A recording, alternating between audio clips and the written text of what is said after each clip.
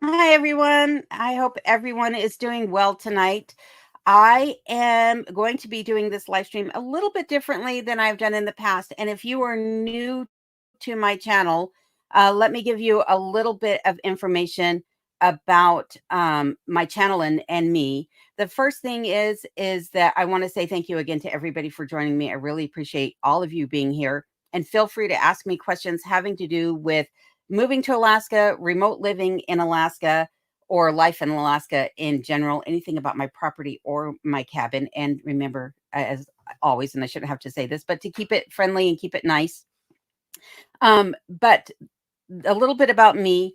I am a single woman living alone in a remote property in Alaska. Now, I do not live by the Alaska standard of remote. Most Alaskans will tell you that to be remote means that you do not have road access to your property, that you're having to take a boat, a helicopter, a plane, or a quad, something like that, snow machine to get back to your property. I do not, but I do live several hundred miles away from the major cities of Anchorage and Fairbanks.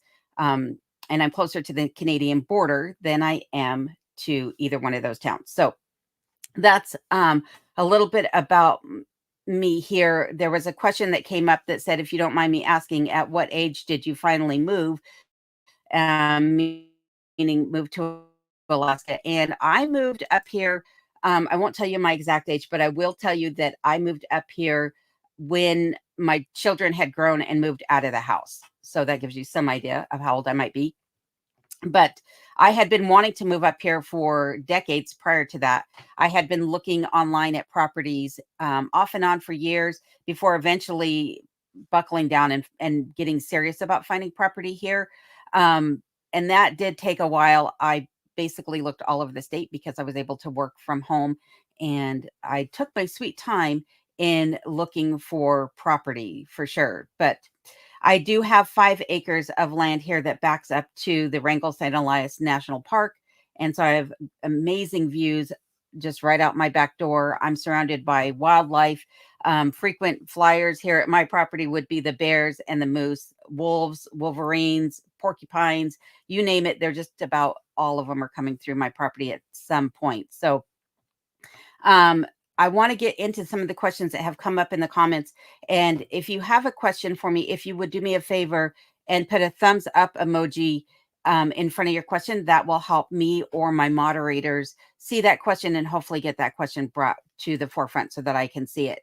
But the first question that I have here came from Scott P. And Scott says, I am curious about how your latest icebox cooler is working. How long is the ice or the freezer blocks lasting? And do you test water in the cooler for temperature? So, I am trying to lessen my dependency upon electricity here at my property. And so I have 2 ice boxes. One I created out of a reproduction ice box. And then the second one is an antique ice box that stands about 6 feet tall and about 4 feet wide that was made by the Bone Siphon Company back in 1910, I believe is when this refrigerator was made. And it is non-electric. It requires ice to run. It holds about 176 pounds of ice is what it was made to hold. I put in roughly about 80 pounds of ice in the cooler months. And in the warmer days of summer, I've been putting in about 110 pounds of ice.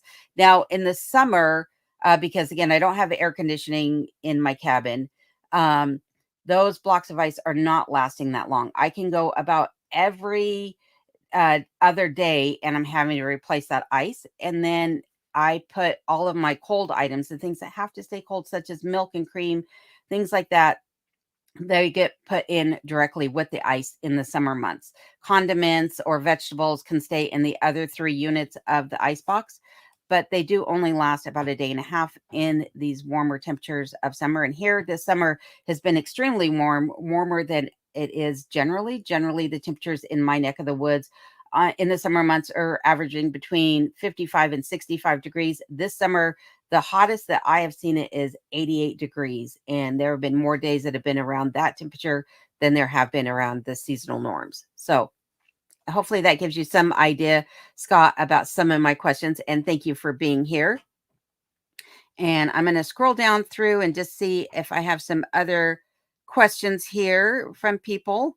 And again, I want to thank all of you for being here. Scott has another question here.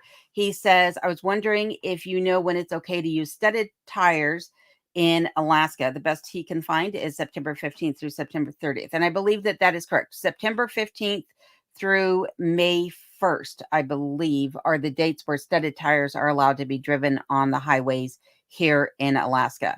And it may even be October 1st because we typically don't get snow until October. But I believe that you are correct with that. And then, Scott, you had sent me a question about email. Yes, you did have my correct email, and I will get back to you. I did see your email come through earlier today, but I've not had a chance to read it. So thank you for sending that.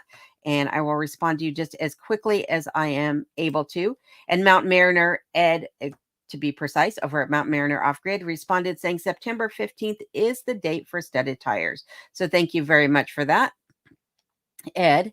And if you have not checked out Ed's channel, I highly encourage you to do so, as well as Rob and Sarah over at Curmudgeon. Rob is one of my moderators here tonight. So thank you, Rob. I do greatly appreciate that. And let's see here. Still scrolling through. I also have some questions prepared, questions that were sent to me earlier. So I'm going to go ahead and pop some of those onto the screen here. And one of the questions I had was, did your friends and family think you were crazy when you started saying you wanted to move to Alaska? I maybe at the very beginning they did. My coworkers definitely did. If you've watched my channel for any length of time, you know that I am very girly. I'm wearing dresses more often than anything in my videos. I prefer to wear skirts and dresses. And so I think that kind of threw them for a loop, that they were thinking that there's no way this girly girl is going to go move to Alaska. And for those of them that have stuck with me through the years and have seen me here in Alaska now via my channel, they're pretty shocked at the fact that I'm a girly girl who is living a very pioneering lifestyle here in Alaska.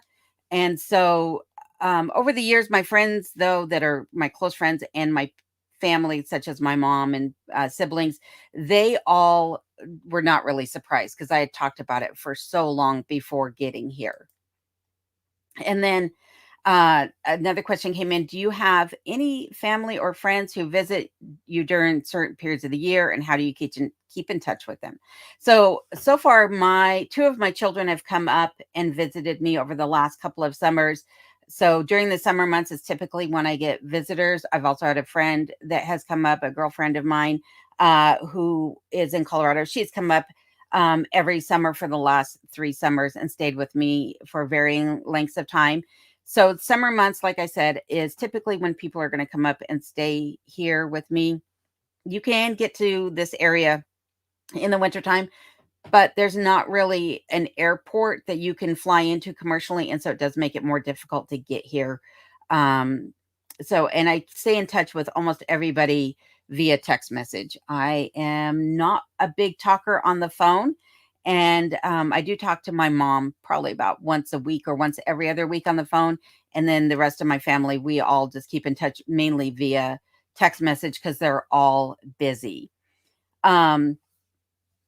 So I also did get a question about when I moved here, did I bring all of my stuff with me, like your kitchen stuff, the heavy pans, etc.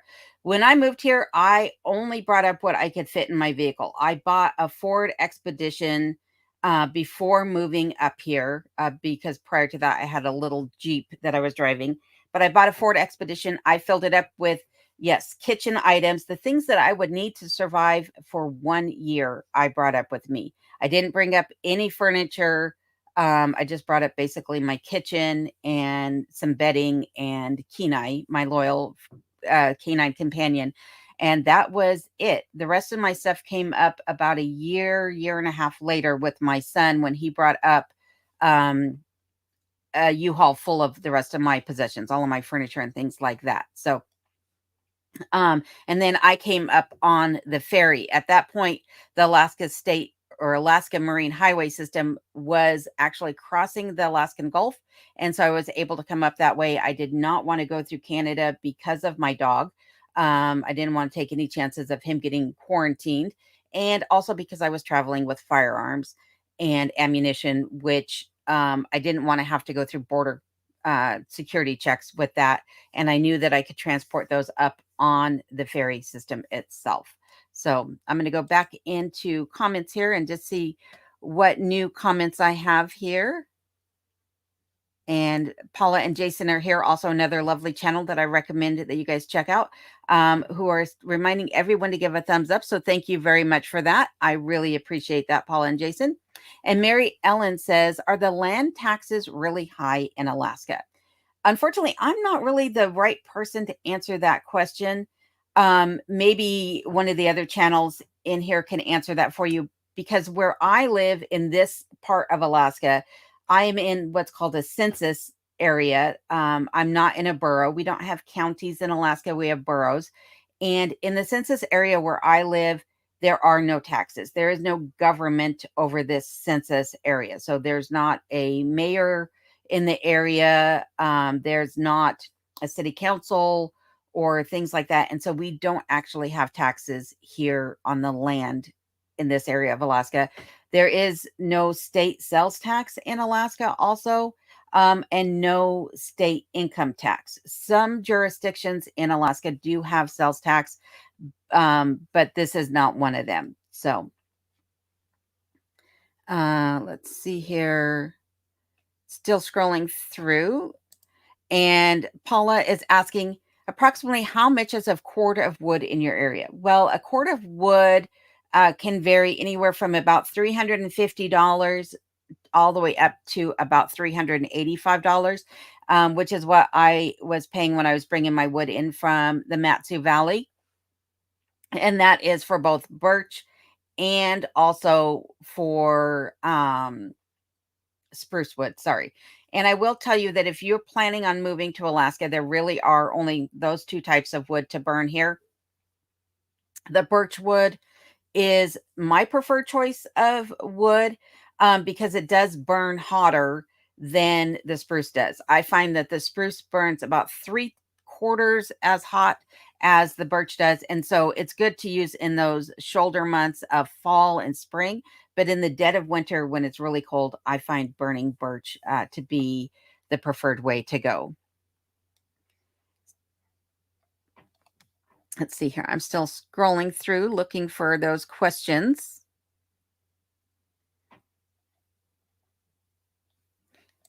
And here is a link, thanks to Old School Alaska, who is also a moderator on my channel, for Marketplace Boutique. So be sure to check out their channel and say hi to them from Alone. And Mr. Mike Lambert says, I finally finished my greenhouse and am ready for spring. Just need soil, planter boxes, and ready to plant. Hope my yield is as good as yours. Well, Mike, I hope it is too. So Mike, as he mentioned, is just north of Talkeetna, which is on the other side of the state from me, just north of the Palmer, Wasilla, Anchorage type areas. And my garden that I planted is on the north side of my cabin, in some little planter boxes that I built. And he was asking me in a recent video about how did I fill those planter boxes. And I used the soil that was already on hand here, from a previous owner who had a garden, and also forest debris, forest litter. So good luck in getting yours filled, Mike. And I hope that you have a wonderful yield from that garden as well. And there is Rob and Sarah's link for Curmudge in Alaska. Again, be sure to check them out. And thank you again for doing that, Old School Alaska. And Colorado Prepper, who I don't believe has a channel, but she is a very interesting character. And here is a friend of mine, Bill Dixon, who has a fabulous channel as well, though he does not live in Alaska. It is still a channel that I recommend everybody check out. And Bill says, been following you faithfully, though not commenting much. Loving the moose moving through your property. Sending out to you a cookbook for those moose this week. Well, thank you very much for that, Bill. And again, if you've not checked out Bill's channel, I do highly recommend that you do so. You will not be disappointed for sure. And there is his channel link for everybody as well. Now my stomach is growling. I apologize if you can hear that. Let's see here. Still scrolling through looking for some channels or some questions. Sorry about that. And Susan asks, do you go across the border into Canada to stock up on supplies? Do people that live in Alaska receive a check for being a resident of the state? So let's start with the first thing. Thank you for telling me that you love the channel. I greatly appreciate that. And I appreciate you watching. And I do not go into Canada to get supplies, even though I live closer to the Canadian border than I do to the big cities here. It is still several hours for me to go around the Wrangell Mountains to get into Canada. So I don't do that. But there are people that do have to go into Canada to get supplies, such as those who live in Hyder, which is literally a landlocked town that sits on the Canadian border. As far as I know, there's only like 14 homes in there, or it's a very small stretch of road that maybe is only 14 miles long. I can't remember, but their kids go to school in Canada. They do go into Canada to get supplies. The Mounties have come in to police the area and what have you. So, but here, no, I drive into typically the Matsu Valley to get supplies, or into Valdez. Every now and then I do drive up into Fairbanks, but it's very costly to make any of those trips because of how far away they are from my property. A trip into the Matsu Valley typically costs me around $200 round trip to make that. So it's something that if I'm going to do that, I try to plan as many stops as possible so that I can get as much out of that $200 as I am able to. And then regarding, do people in Alaska receive a check every year for being a resident of the state? The answer to that is yes, but you have to meet certain qualifications. One is you have to have been an Alaskan resident for an entire calendar year. So it isn't from, say, March 1st of this year to March 1st of the following year. It's from January 1st through December 31st of the previous year. And you have to have lived in the state. Even though you're a resident, you have to have resided in the state for a certain number of days out of the year. I believe you can only have been gone for up to 90 days. Don't quote me on that. I could be wrong. But the best bet to find out the answer to that is to actually look it up on the state of Alaska's website if you're planning on moving here and trying to figure out if you would qualify to get the permanent fund dividend check every year. And the amount that is eligible to each resident varies from year to year. I believe last year it was like $1,300. And that money goes to each individual within your household, provided they meet those requirements. And that is man, woman, and children all are eligible to get their own check for the PFD as long as they're an Alaskan resident. So great question. Thank you for that. And hello, Tom Larson from Michigan. Appreciate you being here. Let's see here. Still scrolling through. Here is a link for P&J's Homestead Adventure. So again, be sure to check them out. Here's the question, or the answer to the question was asked earlier about taxes. Rob and Sarah have said taxes depend upon location. Closer to town, the higher you get. We're a ways from town, and our taxes on just over 4 acres is under $200. And again, it's also going to say that it is dependent upon how many buildings you have on your property, how finished those buildings are, things like that. So one other thing to keep in mind if you're, again, thinking about moving out this way. Craig is asking, do you have building codes or land use regulations? Not in this census area, do I? But in other parts of Alaska, absolutely. Especially like when you're thinking about Fairbanks and Juneau or Anchorage, places like that, Wasilla, where they are highly, where they have a lot of government infrastructure is what I'm trying to say. They're going to have more strict building codes.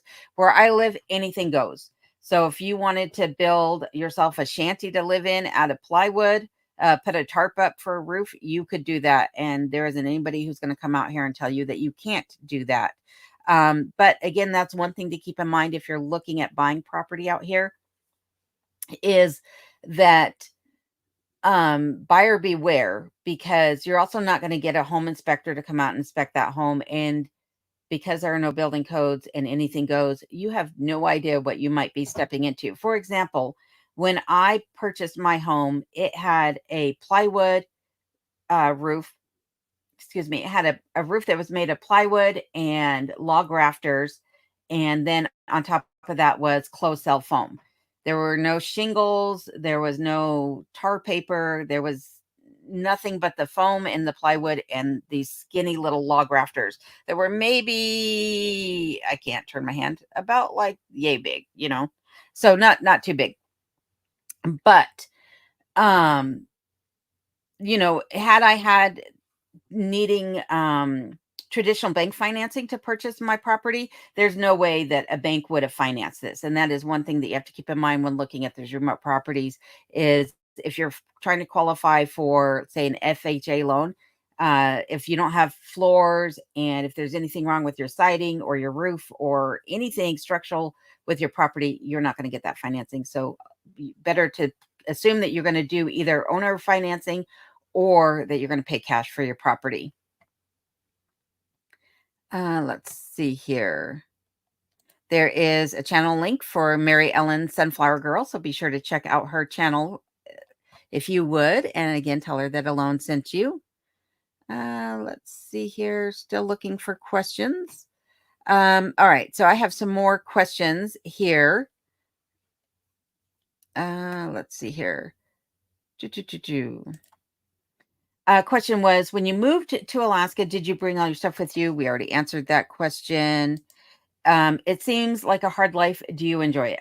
I do enjoy it. I enjoy the physical labor that this lifestyle requires.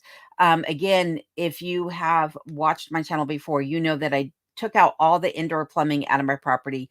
Now, that plumbing just meant that the water storage tank that's in the cellar of my property was bringing water up to the main floor, and then that water would drain out either into a gray water system or it would drain out into a log crib septic system. So I took all that out. I do not have a true bathroom in my property. I use a composting toilet and I don't have any drains in my property. All the water to here has to be brought into the property. There is no running water to where I live. This municipality, which there isn't a municipality, but this community, this side of Alaska really doesn't have a whole lot of infrastructure as far as water and things like that. Now, I do have electricity, but I'm trying to, like I said, to lessen my dependency upon it. And so a lot of the things I do here require a lot of physical labor on my side. They're not labor saving by any stretch of the imagination. But I also find that staying active is keeping me young and keeps my brain going, keeps my muscles toned, things like that. So I truly enjoy this lifestyle, though I can't even imagine going back to living in the city or having modern conveniences or giving up the views and the lifestyle that I have here. So thank you for that. I really appreciate your question. And then another question that I had here is living in remote Alaska as you expected or better than you expected, less than you expected, and in what ways? It is definitely better than I expected. I definitely think that, like many people, I romanticize the idea of moving to Alaska and living in an old cabin and being able to go fishing and, spending my days doing as I please. And it is that and more. It is so relaxing here. It is so peaceful and quiet and serene. I can't even begin to put it into words. And I'm not sure that my videos even do it justice for how great life is here. Um, I have not found any drawbacks to this lifestyle. So I hope that helps to answer that question for sure. All right.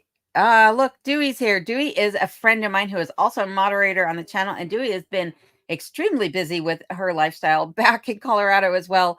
So thank you, Dewey, for being here. Dewey and I obviously go back a long way. So thank you, Dewey. And yes, I am still doing YouTube. So glad to see you here. I had no idea that Dewey was going to be joining tonight. So thank you for that, Dewey. And Donna says, do you plan on putting a well in at some time? And the answer to that is, I don't think that I do. So the water in this area is not generally palatable. It's full of copper because, again, we back up to the Copper River in this area, and it's full of sulfur in a lot of places. So it's very pungent water and not very tasty. And then also the aquifers are so far down that it is very, very costly to get a well put in. I personally don't know of any property that has a working well in the area, though I did hear that there were some wells that were put in south of me, but they sit at a lower elevation. They sit closer to some streams and creeks. Um, and I think those wells, I believe, were costing about $40,000. So that's money I could use elsewhere. There are local wells in the area that I can use to fill up my water jugs and bring the water here. And with it just being me here, I don't go through a whole lot of water. So probably not here on my property. And speaking of water, is Craig is asking, how do you take a shower without running water? Well, I personally don't take a shower. I have a bathtub that I use. So I bathe. I don't shower. But if I wanted to take a shower, there are campgrounds in the area that have showers available. Or when I go into town, sometimes I wind up staying the night over there and I will take a shower um, in town. But I have a big water trough, what would you call it? Stock tank that I just fill up with about 50% hot water and 50% cold water, set it up right in front of my wood stove, and then I bathe that way. So, not sure that I'll ever get a shower put in on the property either, because I find the bathing to be quite um, relaxing. Let's put it that way, quite enjoyable. And let's see here, still looking for questions. Uh, Nanny Go is asking if I am open to dating at this point in my life. And that was a question that I actually had got a lot of. Was I've seen a lot of shows on Alaska, just curious why you're alone. Do you have a man in your life? If no, is this by choice? Do you ever get lonely, et cetera, et cetera, et cetera? And the answer to that is no, I don't actually get very lonely here. In fact, I don't know that I do get lonely. For one is I'm always entertained by you guys, your comments and talking to you guys here on the live streams and things like that. The summer months here are very, very busy. So I'm constantly on the go. And in the wintertime, there's a lot of projects still to be done on the inside of the cabin. I also have Kenai, as I mentioned, my friendly canine companion, who is a handful. And I keep myself entertained. I actually wind up cracking myself up a lot. Um, I'm a very happy person. I'm always cracking jokes about this, that, or the other thing. But loneliness is not something that I typically experience. And for anybody who does, I feel for you. I truly do. But for me, I stay busy enough and keep my mind active enough that I don't dwell on people that I can't see or talk to on a regular basis. And no, I do not plan on dating. The reason for that is really that I like my freedom. I like being able to do things when I want and not have to tend to the needs of a mate. No offense to my previous boyfriend or ex-husband or anything like that. Like I do love taking care of other people, but I've spent so many years doing that that really I've decided that the rest of my life pretty much is going to be tending to my own needs and making sure that I'm taken care of. So let's see that. Let's see here. Um, uh, Monica, I am sorry if I missed your question. Maybe you can retype it for me and I will try to get it up on the screen for you. And Janet is asking, how many years have you lived in Alaska off grid? So I'm not technically fully off grid again because I do have electricity that is coming into my cabin, but I have lived in Alaska now for 3 years. So I've been here since the end of summer of 2021. And like I said, enjoyed every minute of it. And let's see here. Dewey says, why am I not in more of your videos? Dewey, you're hard to pin down with all the running around you do with Sasquatch. So yeah, you have to schedule an appearance, I guess, with me. Um, Rob even says, Dewey, she has had sass in them instead. Yeah, sass is easier to find than Dewey is. If you're not familiar with what I'm talking about, you'll have to go back and watch through the channel and see the first time Dewey made an appearance in the channel, which was the bunkhouse reveal video. So Dewey's quite the character. Janie says, do you have any hobbies that keep you busy other than keeping up with the cabin? And I do. In the summertime, I do love to go fishing and camping, which I've gotten to do a lot of this summer. So I'm very thankful for that. In the wintertime, though, I like to sew. I have on the other side of the wall where I'm sitting, I have a sewing room. And I had gotten a question about why are you ironing if you're living in the middle of nowhere, Alaska? Well, the reason for that is because when you're sewing, in order to get your sewing project to turn out nicely, you need to be able to iron the seams and wrinkles out so that you have a flat piece of fabric that you're working for. Other than that, I do not iron my clothes. But sewing is something that I like to do, and playing with Kenai, traveling. I love to see sightseeing is one of my favorite pastimes as well. And Ed is asking, do you get a lonely? Ed is our resident comedian, so be aware of that. And Monica's question is here. Monica said, Alone, have you tried any of those hot sauce flavors? Some of those I've not tried. If so, which was your favorite? Actually, the original Louisiana hot sauce, so is the one I like the best. Monica sent me a whole selection of Louisiana hot sauces. Some that were like jalapeno flavored, some that were like very spicy.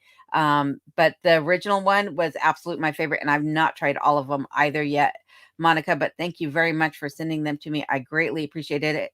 And I did add it to my gumbo. I did a gumbo recipe a while back. And when I hadn't made gumbo, I was just always making it as a quick down and dirty recipe. I wasn't actually following the traditional gumbo recipe by making a roux, but I will tell you, after posting that video, I did go back and make it with a roux, and it is 1,000 times better. So if you're watching that video, make a roux with flour and butter and your trifecta of vegetables before doing the rest of the gumbo, and you will not be sorry. So again, thank you for that, Monica. I greatly appreciate it. And Breaks Bake says, have the wolves stayed clear of your door since the encounter on your way home from shopping? Yes and no. So in my last video, I showed how the wolves were howling out behind my cabin. They were literally just on the other side of the tree line from my cabin. So really, really close.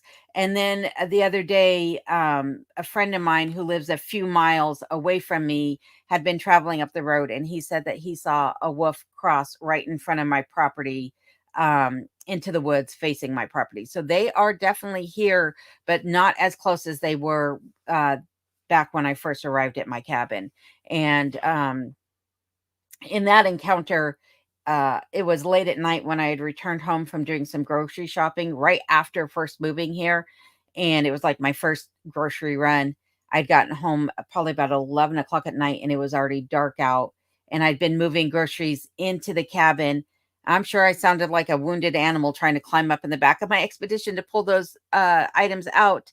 And I thought I heard a bear on the side of the cabin. And I tapped on the post and was doing that, hey, bear, thinking, you know, maybe it'd startle it and it'd run off. It wasn't a bear, it was a pack of wolves. So, needless to say, I closed up the car, grabbed the dog, and went in for the night and finished unloading the car in the morning. Um, but yes, I've not had them quite so close since then. But a lot of wildlife this summer for sure. And then this question is for Rob and Sarah, has nothing to do with me. There is Alaska Cut the Cords channel link. Alaska Cut the Cord is also a channel moderator. So thank you for being here tonight and helping out. And they have a fabulous channel as well. So be sure to check them out. I'm sure they would greatly appreciate it. Let's see here.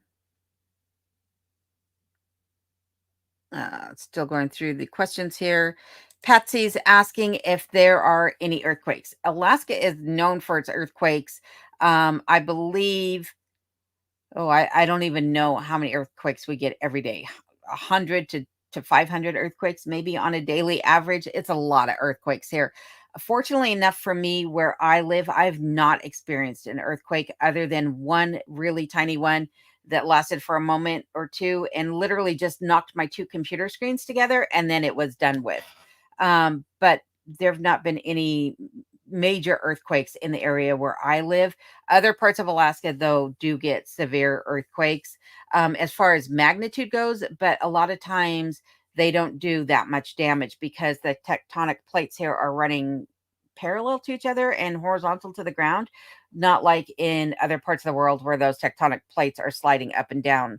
Um, so I think that's one of the reasons why our earthquakes are not quite so violent here, other than we have had, the 1964 earthquake that did a severe amount of damage all along the southern coast of Alaska. So thank you for that question. And Cape Cod Girl says, what do you wish you knew before moving to Alaska that you were not prepared for? Um, that is a good question. What do I wish that I knew before moving here? How to work a wood stove. I did not know how to use a wood stove when I moved here. I'd never used one previously, and I didn't even research it. And I'm a research fanatic. Um, and what I found is that I wasn't lighting it. I wasn't getting as hot of enough of a fire at the beginning of each day and before going to sleep at night that I needed to. And I was afraid to do so because I didn't know how hot I could get the wood stove. And because of that, I was getting a lot of creosote buildup in the chimney. And even though I cleaned the chimney out when I first arrived here, by the time the middle of December rolled around, I already had experienced a small chimney fire. So learning how to operate a wood stove was the one thing I wish that I knew how to do before moving here. Other than Alaska in general, that I wasn't prepared for. I wasn't prepared for the fact that there are, in most areas of the highways in Alaska, there are no guardrails and there are no center dividers. And so in the wintertime, that means that if you slip and slide on the ice, you might go off into a ditch or off an embankment or cliff, and the oncoming traffic can pretty easily run into you because, again, there's nothing to stop it. And I'm sure a lot of that has to do with the wildlife or the topography, but that is something I wasn't quite prepared for. And even though I grew up in Colorado, did a ton of winter driving there, it has made me leery about driving here in the wintertime, not because I don't trust my own driving, but because I don't trust other people's driving. And also worrying about a moose jumping across the highway when you're on snow and ice, is just something. If I don't have to go into town in the wintertime, I'm going to avoid it if at all possible. So uh, that is a great question, though, as well. And even Monica Lynn is seconding the idea of making a roux for your gumbo. It does make a huge difference. And I should have known because one of my favorite dishes is crawfish etouffee. Sorry, that was a mouthful right there. Crawfish etouffee, and that's made with a roux, and it is so velvety and delicious. So I'm making myself hungry. I got to stop talking about food. Let's see here. Looking for some more questions here. Uh, and for those of you who are not asking questions but leaving comments in the site, I am seeing your comments as I'm scrolling down. So I want to say thank you to everybody, Jack Brown, you included. I appreciate that. I got a question here that says, I've seen, I just was on it. Janet says, I enjoy watching your channel. The wolves around your place was kind of scary. Thankfully, you're always caring for protection. That I am. And it's not only just, because of the wolves incidents that I've had, but also bears. I've had a lot of bears come through the property this year. Also moose, as I've mentioned in my last video, are one of the deadliest creatures here in Alaska, and they are ninjas. I truly believe that when you're following the tracks of a moose up to the tree line, you would be surprised at where those footprints disappear between the most narrow valley of trees or span of trees, a big old moose can disappear through. So yes, I am always caring, and I appreciate that you do as well, or appreciate the fact that I am. Let's see here. Dewey is flirting here. It looks like maybe we can get Dewey to move up here and be one of Ed's Mariner maidens. Let's see here. Sylvia says, how much is your electric bill? My electric bill varies. When I first moved up here, I want to say it was about 65 or $165 a month. It's an auto pay, so I don't really look at it. It's they just automatically bill it every month and it just pays. But I will tell you that the cost of electricity is expensive up here. I know that amount that I just listed doesn't sound like it's that much, but you have to keep in mind that I really don't have that much in the way of electric needs. My oil burner only runs in the wintertime. And I try to keep it shut off most of the time because I prefer to use my wood stove. So it's not drawing a whole lot of electricity. I only leave the light on in the room that I'm on. In most cases, that's a small table lamp. And other than that, I use my computer for editing, my phone charger to charge my phone at night, and then I have 4 freezers. And that's it for electrical needs. But the electrical cost up here, I believe, is about 37 cents. At least it was. That's the last time I checked it. 37 cents a kilowatt hour. So electricity is very, very expensive up here. Um, and as far as I had gotten a question also regarding, let's see here. Uh, how much firewood do I burn in a winter and how much oil do I use in a typical winter month? As far as firewood is concerned, it depends upon whether or not I'm being conservative with it or not. But in the first year that I moved here, I burned through 7 cords of firewood that year. Now, at that point, I had the foam roof on the cabin, and that was actually very insulating. Since then, I've had that roof replaced and have a metal roof with R38 insulation in there. And I find that it is not holding the heat in as well as the foam roof did. And the next year, I believe I burned through 9 cords of wood. Yeah, I believe 9 cords of wood. So again, my home is about 2,500 square feet, I believe it is. And then as far as how much oil do I use in a typical winter month? Let's see. I had a 300-gallon tank to start with, and I think I was going through 50 gallons of heating oil alongside of burning wood in the winter months. So each winter month, about 50 gallons. And the oil cost here last year was just under $5 a gallon. So it can be quite costly here uh, to burn both wood and use oil at the same time. And then Marilyn asks, what do you enjoy most about your life in Alaska? I would say I enjoy the serenity, the peacefulness, the quiet, not waking up to dogs barking, kids screaming. I love children, I love dogs, but at 8 o'clock on a Saturday morning, they are not my favorite thing to hear. Chainsaws going off because I don't have neighbors close to me, so I don't hear any of that, or power tools, lawnmowers. So I would say the peace and the quiet has been my absolute favorite thing about my life here in Alaska. Sitting out and enjoying the view behind my cabin, looking at all the trees and the wildlife. Those really are the things that I have really enjoyed. Lisa is saying Kenai seems like such a sweet dog, but would he protect you from an animal or person if ever approached? Love watching you. Well, thank you for the compliment, Lisa. I appreciate that and appreciate you watching. Kenai is a very sweet boy, but he is also not a calm boy. What you see on the camera is him obeying me, or he doesn't like the camera. So a lot of times he'll be like, she's talking to that box again. I don't want anything to do with this. I'm going to go hang out and just be calm. But when the camera is not rolling, Kenai is a handful. He stands up on his hind legs about 5 feet tall, and he is about 120 pounds of pure muscle. And when he sees another animal, he wants to attack it.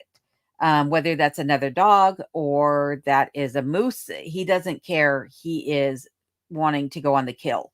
And even in the car, if he sees another dog when we're in the car, he's tried to break out the windows to get to the other dog. And when it comes to other people, yes, Kenai will attack other people.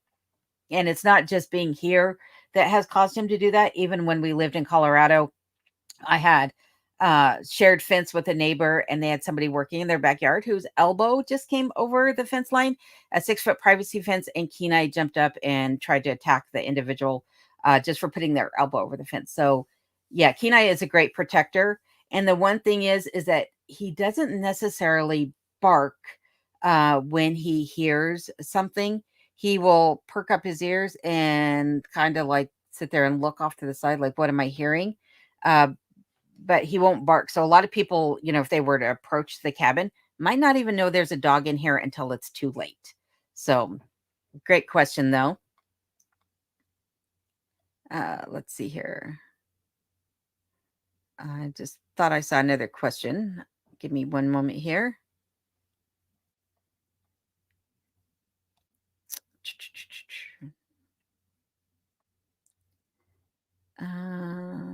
Do. Here's a question. Do you make your own patterns with sewing? Some of it, yes. Um, and some of it, no. I prefer to make my own patterns or use historical patterns for sewing. I'm not really into modern fashion trends whatsoever. But yes, I do make some of my own patterns based off of my measurements and then using some historical tailoring techniques to do so. So thank you for that, Lisa. And Alaska Cut the Cords is asking if Ed, who had to leave for a bit, got scared off by Dewey. Dewey might want to tone it down a little bit there. Let's see here. Rob is reminding everybody that if you have a question, please put the thumbs up or a couple cues or something before your question so I can see it easily. I appreciate that. Old School Alaska is throwing up Big Family Expeditions website. If you've not checked them out, they live in a school bus that they've converted for them and their children. Great channel. Again, I highly recommend you check them out. And let's see here. And Sergeant John T says, are you ever going to get a name to refer you with? Alone. The name is Alone. That is the name that I go by. I understand it's a mouthful to say Alone in remote Alaska, but you can just call me Annie or you can call me Alone. Whatever name you come up with me, even if you call me Sabrina or Kelly or Jane or whatever, I don't care.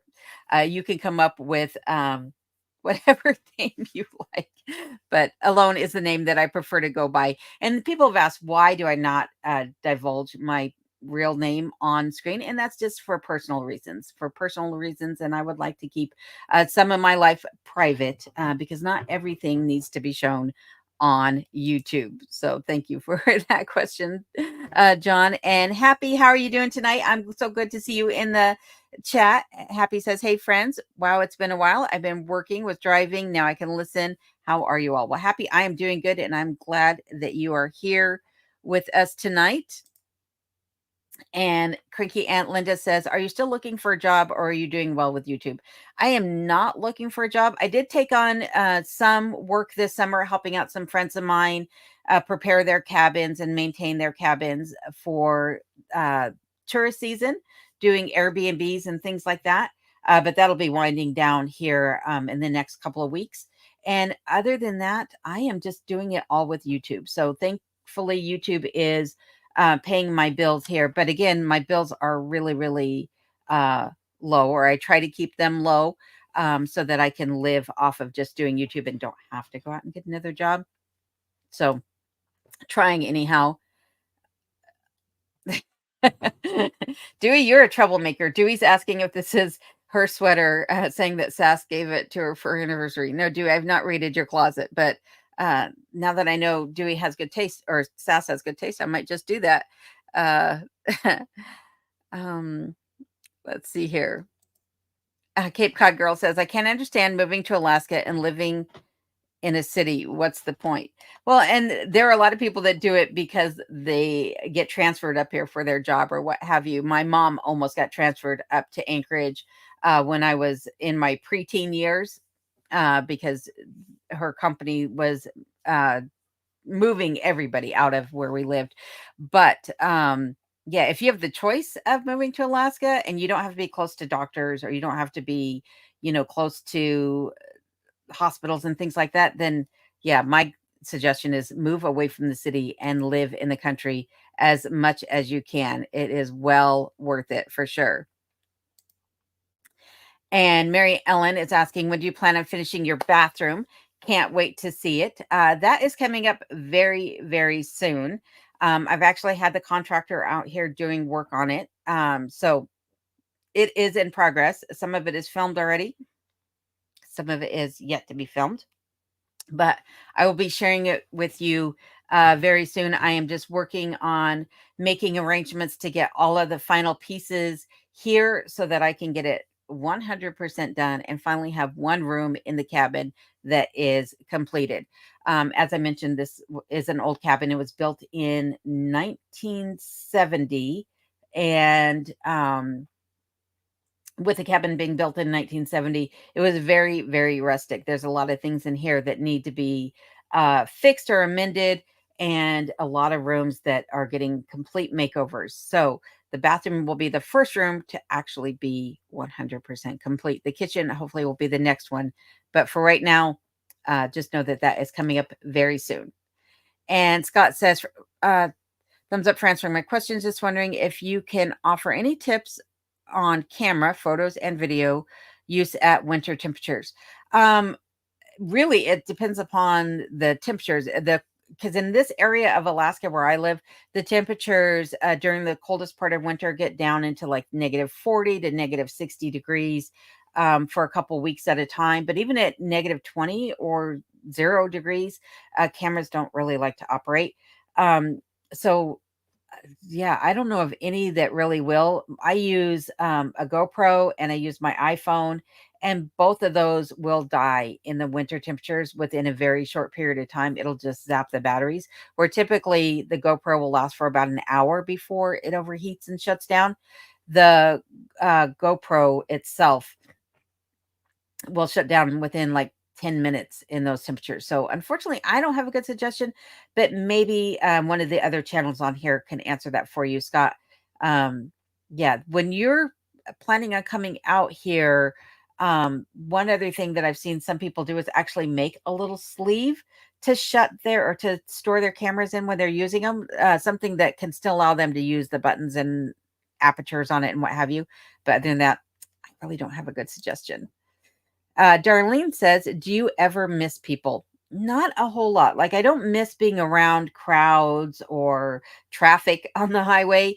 When I first started posting videos on YouTube, I was showing how empty the roads are where I live. And somebody had commented and said, where are all the people? I've been to Alaska and you couldn't get away from the people. Where are all the people? Well, that's when you're in those more metropolis or more populated areas. And here on this side of the state, there is not that many people. So you have a good likelihood of being on the road and not seeing a whole lot of people, especially when the tourist season has ended. And I can tell you that when I run into town, I do not miss the traffic. The traffic is one thing that I can definitely do without, and the crowds in the stores and things like that. So I'm not really missing a whole lot of people. Do I miss my family and my friends? Absolutely. But I am very thankful that they're doing great and that I'm able to talk to all of them via text or phone and things like that. So let's see here. When do you plan on finishing the bathroom? Can you possibly get more wolf footage or just their calls? They are very elusive. So if they were to run across where the game trail cameras are, which I kind of doubt that they would because the game trail cameras that I have are facing wide open areas. Um, but if they were to run in from those cameras, then I might be able to get some. But to be able to actually spot a wolf and film it would be very tricky to do for sure. But who knows? Anything's possible. And Joe is asking if it is starting to freeze at night. Not currently. The temperatures are getting down to the low 40s overnight. So I think last night's low was about 41 degrees overnight. And the highs here this past Sunday, so 2 days ago, was 77 degrees during the daytime. Today, I think the high was supposed to be around 60 degrees, but it will be here soon. So let's see, this is the 20th of August. I typically get snow about the middle of October. So about 2 months I have left before I'll see snow on the property. And at that point, the temperatures, of course, will be hitting the 30s or lower. And Tony says, were you able to get all the holes sealed up in your house to keep the squirrels and rats and other rodents away? Yes, for the most part. There are a couple that are way up high where the log beams that support my roof are coming in that I need to pull out the ladder and get up there and tuck some steel wool in those. But for the most part, the only thing that I've seen go up into that was the ermine, who I was just able to tell get out of there and he ran off. The ermine is a friend of mine. He can be allowed to be on my property all he wants because he keeps the squirrels at bay and he also keeps the mice at bay. One other thing about the mice here is that in this part of Alaska, I have what's called a meadow jumping mouse. I don't really have house mice in this area. And the meadow jumping mice hibernate 9 months out of the year. So in the wintertime, when it's cold outside, I don't see them. I see the shrews out running around, or not shrews, I'm sorry, but voles out running around, which look like Gus Gus from Cinderella. They're a big fat mouse. Sorry, there is a little gnat flying around in here. It's still warm enough that we have mosquitoes and gnats and things like that. But in the wintertime, I don't really have a problem with mice. It's about this time of the year and in the spring when they come out of hibernation or right before they go into hibernation that I actually have an issue with the mice. But unless I have the front door standing open where I'm moving a lot of things in, say like water jugs or something like that, I don't have the mice coming in during the warmer months either. It's just if they can find a way in easily, like scurrying around when that door is open, that's when they're going to come in. So great question, though. Thank you, Tony. And Old School Alaska, who also has a fabulous channel and who everyone is hoping gets moved up here to Alaska very, very quickly, very soon, we should say. It has a great channel. So I hope you guys will go and check out Ashley's channel over at Old School Alaska. And Ashley's asking, I can't remember, do you have a dress form for making your clothes? I do not have a dress form for making my clothes that is put together. I did buy a dress form using my body measurements off of, yeah, it was right there on the tip of my tongue and now it's gone. It's called something boot, something. It's boot something. I don't remember what it is, but they use your body measurements and then they send you a PDF pattern that you print out, tape together, cut out, and sew it together, and then stuff it with polyfill to make one that mimics your own body shape and size.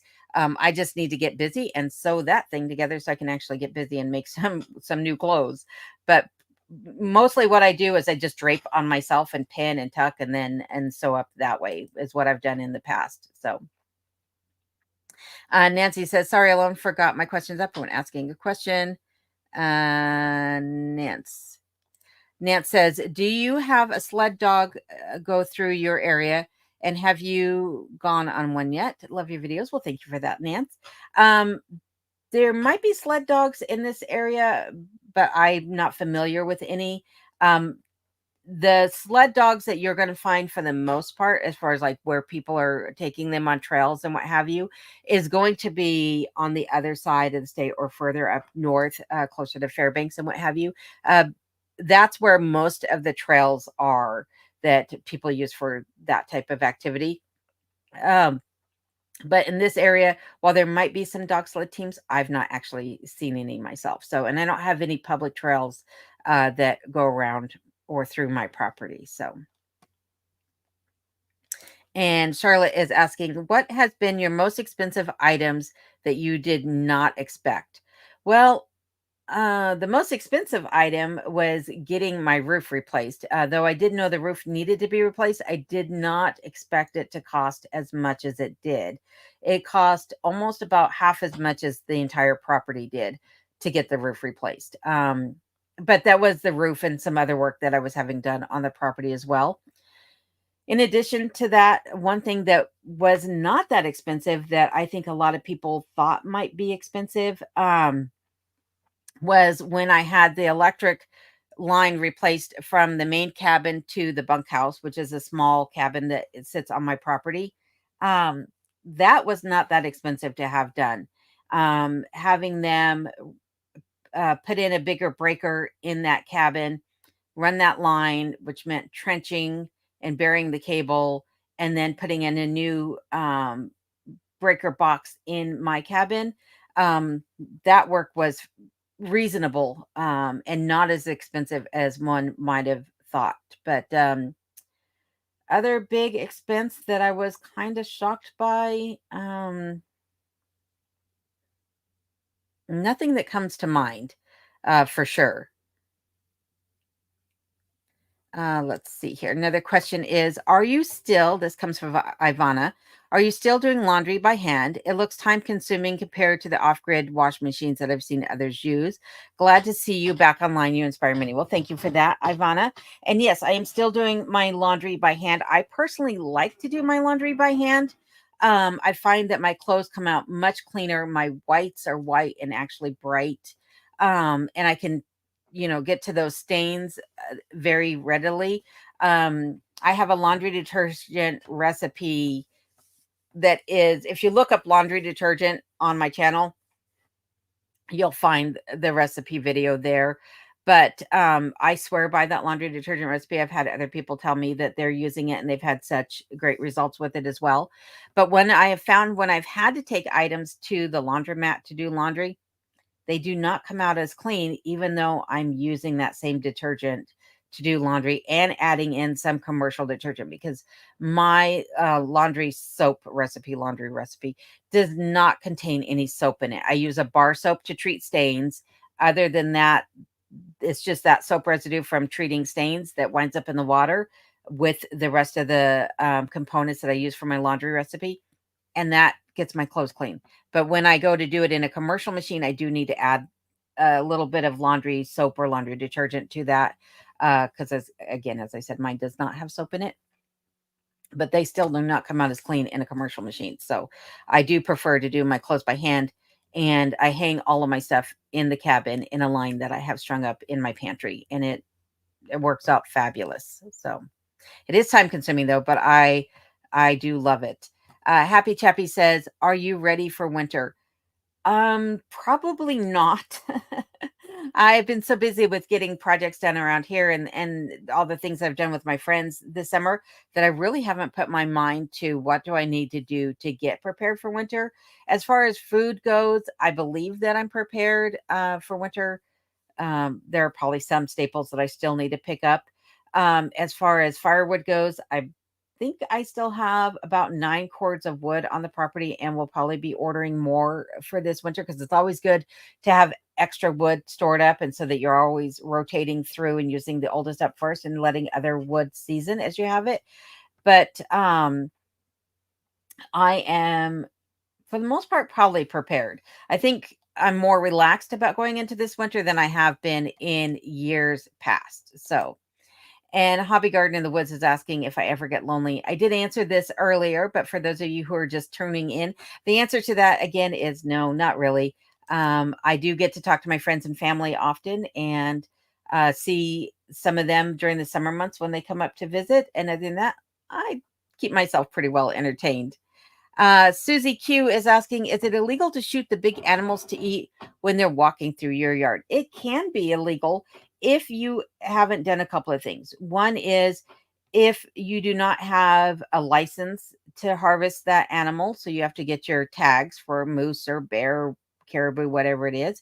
And it has to be within the date ranges that that tag allows you to harvest that animal. So in the area of Alaska where I live, this area is the only area that's on the road system that is allowed to partake in the federal subsistence hunting.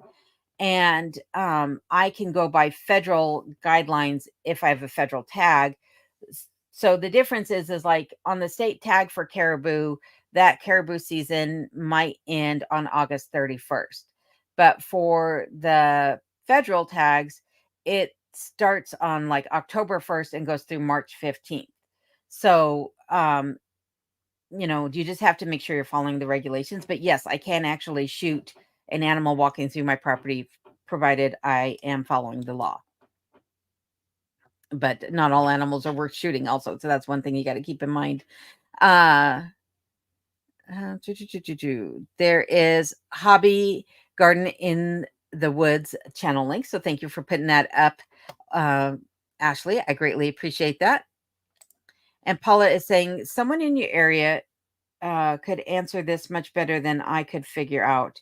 In the Glen Allen area, how many cords of wood would you go through in a typical winter season for a 16 by 20 cabin? So as I mentioned, I personally, in this cabin that is 30 by 30 feet with a second story. So I have 2 lofts and a closed room on this. And then I have a full 30 by 30 cellar that is not insulated below the cabin.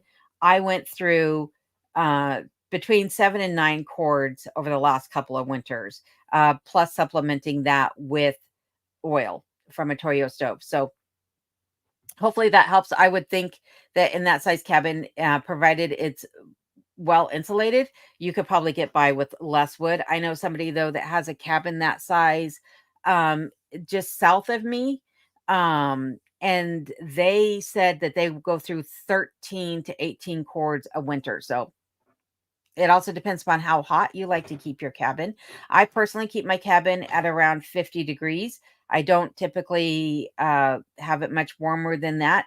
And part of the reason for that is in the wintertime, when you go outside and it's say negative 40 degrees outside and you come inside and you have it at 70 degrees, that is over 100-degree temperature swing. And that's just sickening to walk into that much heat. The other thing is that I have found that I acclimated very easily to the temperatures here in Alaska. So hopefully that helps to answer your question, Paula.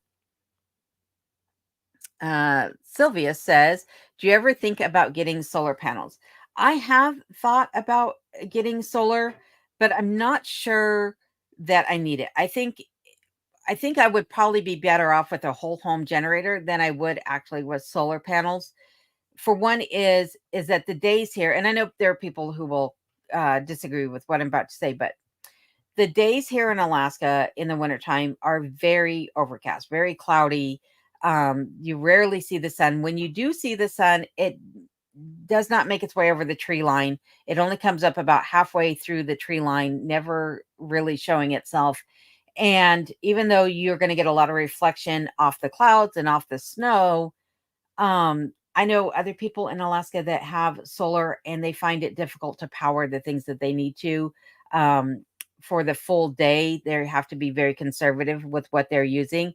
And I am tied into the electric system here. So in order for me to get solar, I would have to have a kill switch on my electric line. That means when the power goes down, my solar would go down, because you can't have that solar power feeding back into the line when a lineman is trying to repair the line, because that could cause him a fatality. Or I have to take the electricity off my home, in order to do that. So I could have a whole home generator, and my electrician, is putting in a panel. He hasn't gotten it to me yet, but he's putting in a panel that would allow me to run the whole home generator when there's a power outage. So solar, though, is just something I'm not sure that I'm ever really going to do. The other thing for that is, and this goes with any electronic appliance in this area, is there's not really a way to recycle those things here easily.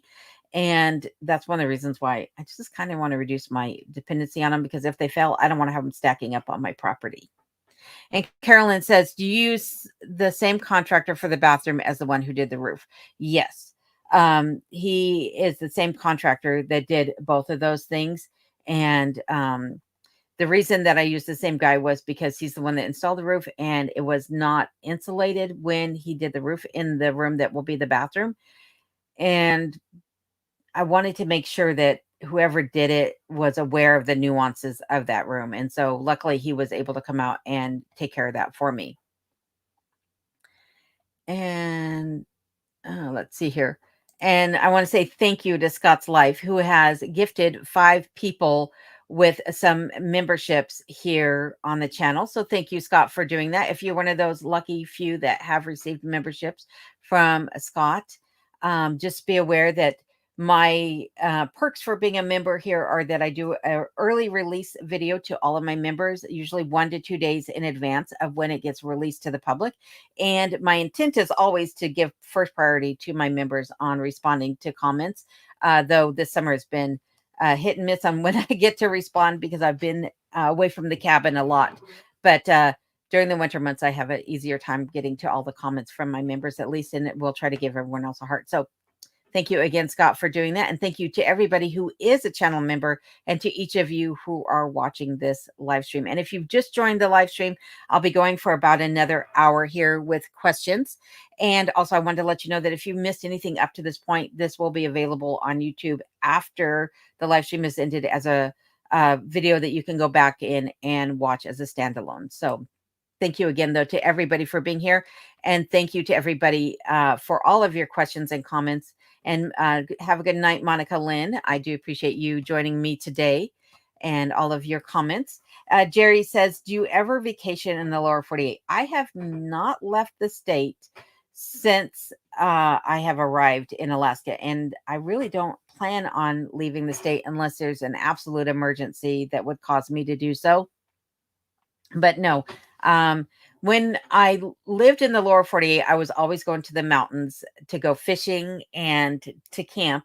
And since arriving in Alaska, I live in the most beautiful area surrounded by all these trees and the wildlife that I don't feel like I need to go anywhere.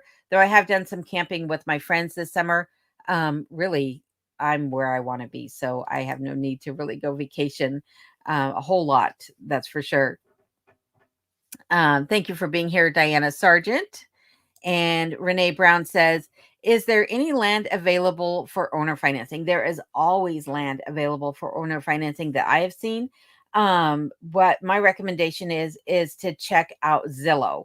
And when you're put in your search area and your criteria of what you're looking for, you can click off to the right-hand side, the right-hand side of your screen, and you'll see where it says by agent or by owner. I would click on that and see if there's anything available in the area which you're looking for. But yes, there is owner financing properties available here in Alaska for sure. And Happy Chappy says, I know I'm early, but we're spending Christmas all together again this year. So last year, Rob and Sarah over at Curmudge Inn and Adam and Phyllis over at Alaska Cut the Cord and I all got together for a live stream on Christmas Day. And I think we did it again on St. Patty's Day. And I would love to do that again. So we'll see. But I think that's a great idea. So if I can make it work, I'll be there as well. And Leanne Main says, completely forgot about your live tonight alone. Hope all is well with you and Kenai. Everything is great here, Lee. Thank you for joining me when you did. Better late than never, as I always say. And I hope everything is good with you as well. Really appreciate everybody being here tonight. Let's see here. Red says, do you plan on doing any cooking videos? I really enjoyed the few that you did. Yes, I do plan on getting back to some cooking videos probably this winter. Right now I've got about 4 or 5 videos that are in the works right now that I don't have any cooking videos included in, but I definitely plan on getting back to sharing some of my recipes with everybody and doing more wood stove cooking as well, because that has definitely been something that people have been asking for. So yes, I do plan on doing so. And I wanted to say hi to my friend Carrie Ann, who is listening to me while she's at work. Thank you for doing so, Carrie Ann. Appreciate that. Don't get in any trouble now. Let's see here. Wayne says, do you think it's possible for a person using a walker to see enough to make it worth the expense of going to Alaska?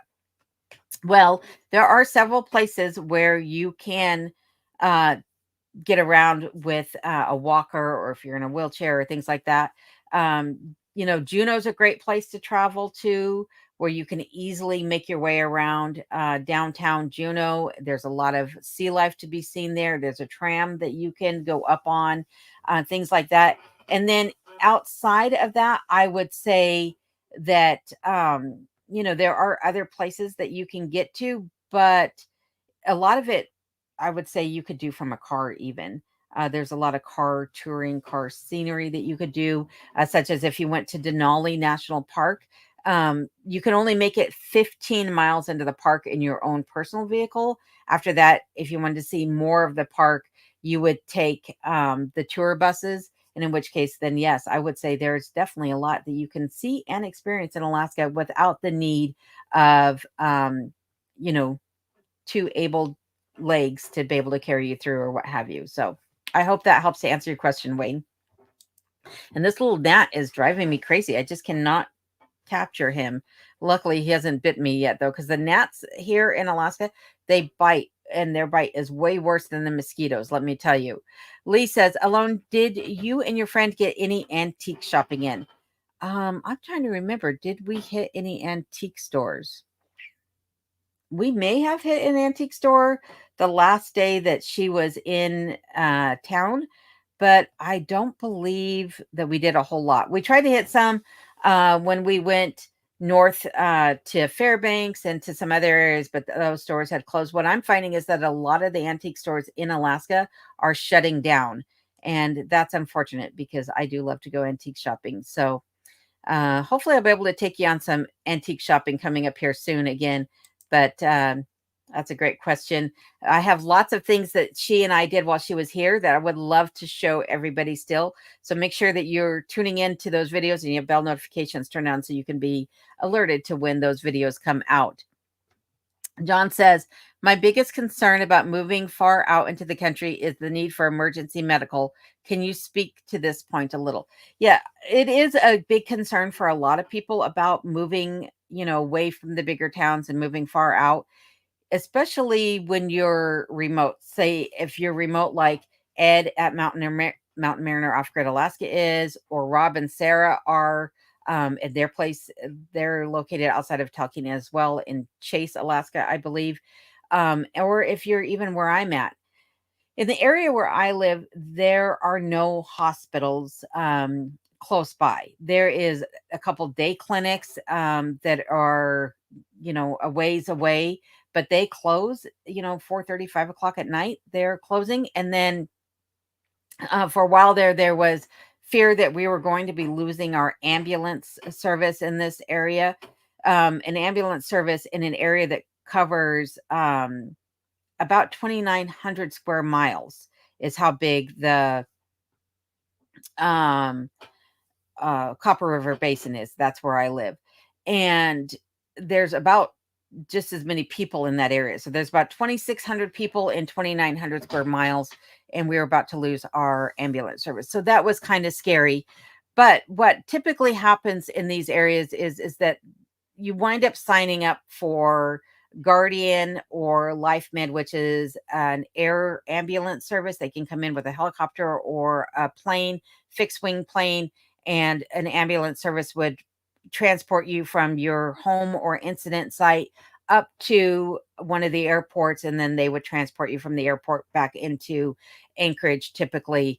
However, a lot of people have said, make sure that you have one of these services that you're signed up for their insurance, because they'll come land out where you're at if an ambulance can't get to you, and they'll take you then into the hospital. Well, the problem with that is that there's no guarantee that that helicopter isn't going to be tied up on another incident or elsewhere in the state. A lot of times too, they're not able to fly because of the weather might be too inclement for that to happen. Or if they're not able to send the helicopter out to you and they have to send a fixed wing plane, it's not going to land where you're at necessarily. So it is one of those things that when you move out to these areas, you do so at your own risk, and the risks that are involved in doing so. It's also good to make friends with other people in the community and have a daisy chain of individuals that you can get a hold of if there should be an emergency. And then also be, able to perform your own um, first aid and trauma care if needed. Like, could you really suture up a wound if you had to, or apply a tourniquet to yourself if you had to? Could you splint a break in a bone if you needed to? Enough to stabilize yourself until you can get to emergency services. These are all questions that I think people really should be asking themselves before they move out into these areas, and be aware that um, you're going to have to overcome the pain that is involved with a traumatic injury such as that. But uh yeah, it's a bit scary at times when you think about, what if I get hurt? How am I going to get to the hospital? You know, luckily I've not needed to go to the hospital. Lickety split in an emergency situation. I have had some emergencies here where either I tended to my own trauma, or it was something that could wait until I could get someone to transport me to the hospital. So, Jack Brown is saying to try squirrel soup, saying that it is rather tasty. I think that's kind of funny. Let's see here. Hobby Garden in the Woods says, how is your garden doing? Did you get a good amount out of it? Well, it is still growing. And so far, yes, I've gotten a nice um, harvest going so far. Plenty of zucchini and cucumbers, strawberries. The jalapenos are going gangbusters. The pepper plants, they're doing so. They're not doing as great as I would have hoped, but I've gotten a few small ones out of there, despite the fact that I had some blossom end rot taking place. And then the potatoes going gangbusters as well. The cabbages are starting to fill out. So I'm hoping that they can, get nice and big heads on them before the snow falls in October. Though a good frost will help to sweeten the cabbages and the Brussels sprouts up and things like that. The only thing that hasn't done well for me, and it's just because it didn't have ample room to grow or light, was the carrots and the beets. They were kind of just tucked in a little crevice in the front and the back of the garden where I had space. And unfortunately, they did not make it. So they did, but they're just teeny tiny little things. So the garden, though, is doing great. Let's see here. And then Josie is asking, where did I get, and if I mispronounced that, I apologize, but where did I get my fabric for sewing? A lot of the fabric I brought up with me, or I didn't bring it up with me, but my son brought up, it was fabric that I had accumulated over the years in Colorado. And a lot of that fabric came from the thrift store, believe it or not. A lot of it was home decor fabric, whether it's curtains or sheets or cotton that was used for upholstery, things like that. So I'm not ashamed to say that I am like Scarlett from Gone with the Wind and not afraid to use curtains to make a dress from. And then a lot of it is fabric that I have found at, estate sales and things like that. But most of my fabric is thrifted fabric for sure. And Lisa says, did your friend enjoy your visit, and would she ever want to move to live the Alaska lifestyle? My friend absolutely loved her visit. She just texted me the other day and said that she absolutely misses being here, misses all the fun that we had and all the giggles that we shared. We're like two little girls sneaking into each other's room to giggle at night when we should be tucking ourselves into sleep.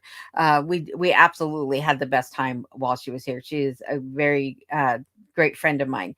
But would she ever plan on moving to Alaska? I think she might be leaning towards that direction, except for the fact that she's got children in the lower 48 that she would love to see.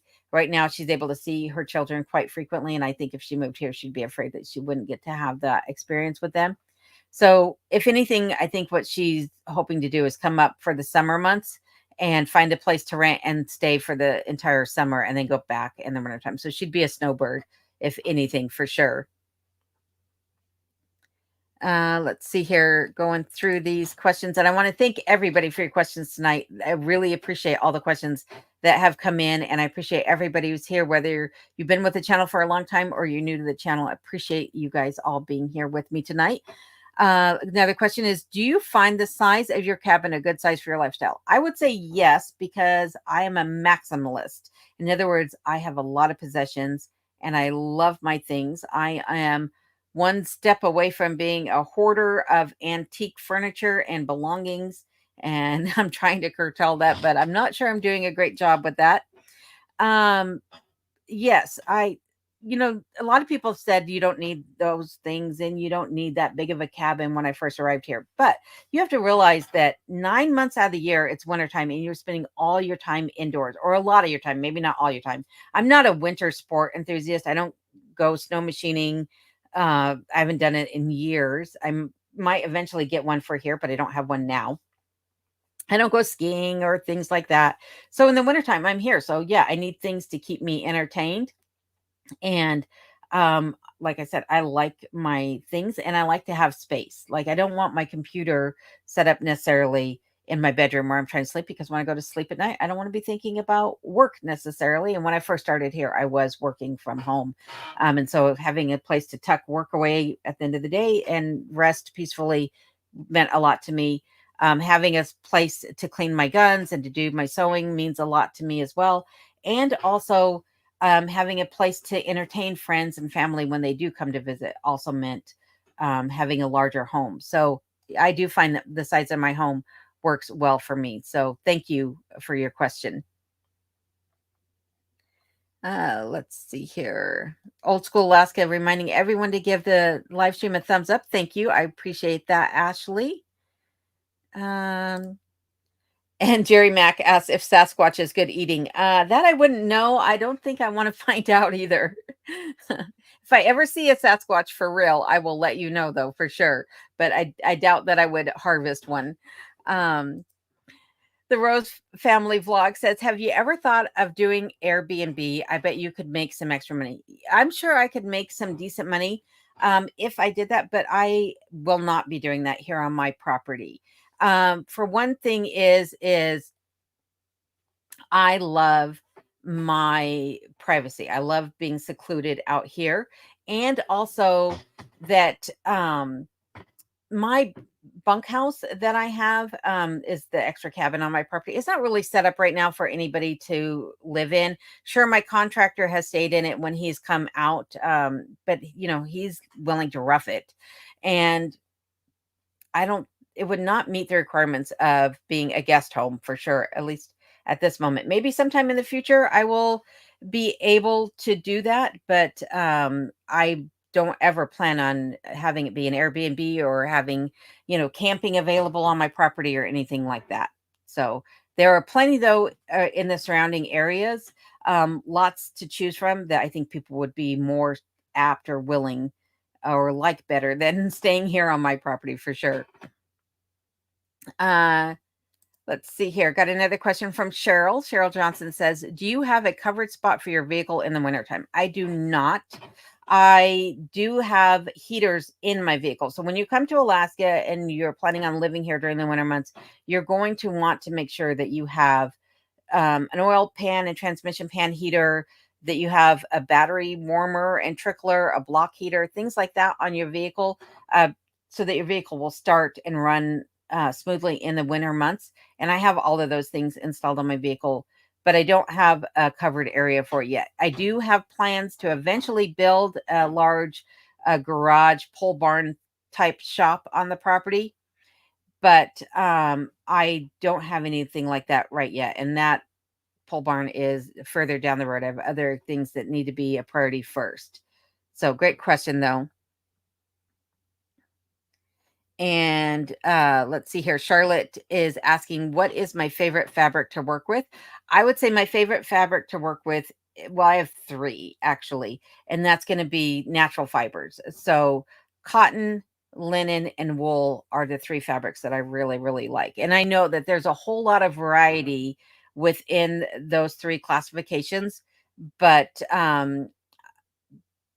I can't think of anything in those three varieties that I don't really care for, but I'm actually, I seem to get a reaction when I wear acrylic. So acrylic is something that I try to stay away from, at least if it's coming in direct contact with the skin. And polyester is something I'm just not a big fan of. But Tony asked, is propane more expensive than oil in your area? And are you planning on renting out the other structure that you have on your property to people that want to get off grid? So I've just answered that second question.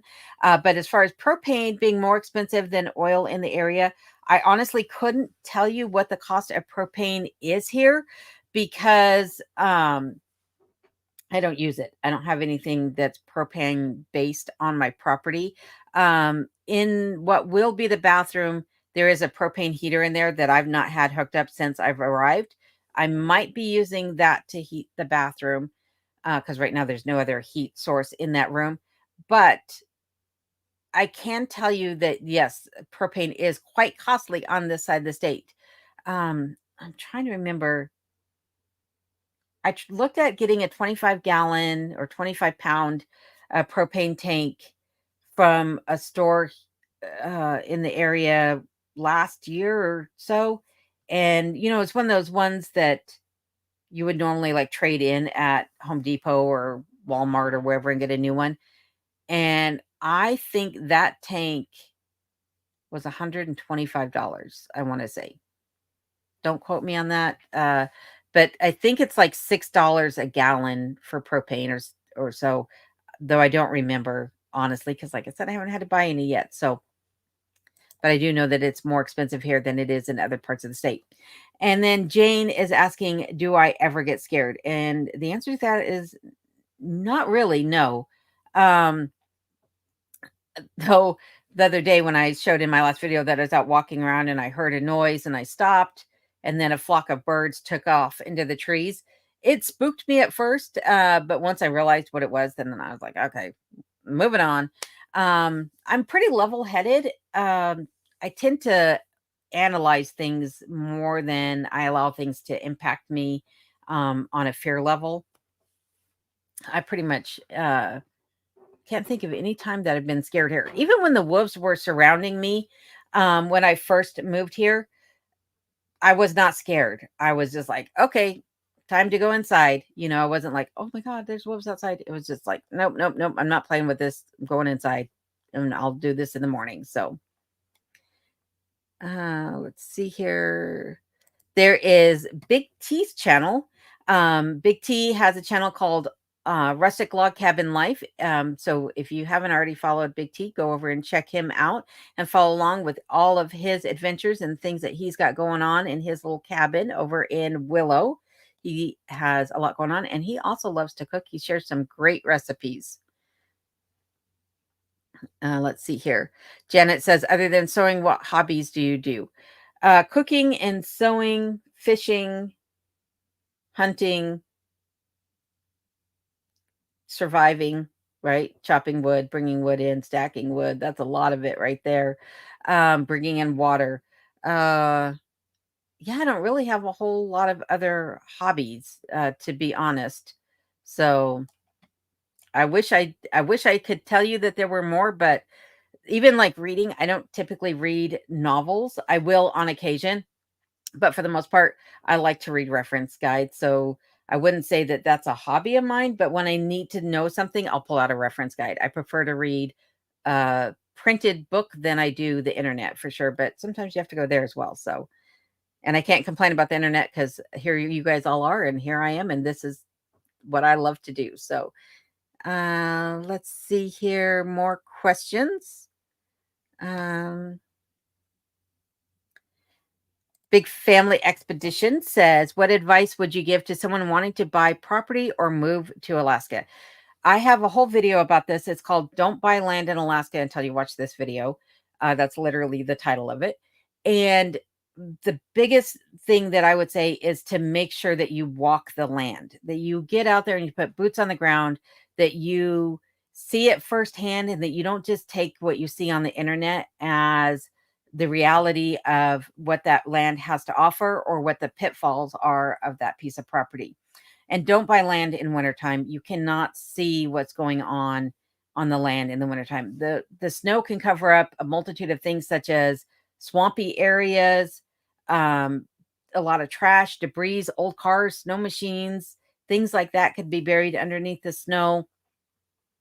It's really a good idea to get out and see it in the early summer is when I suggest looking at property in Alaska because you're going to see what the snow melt does to the property.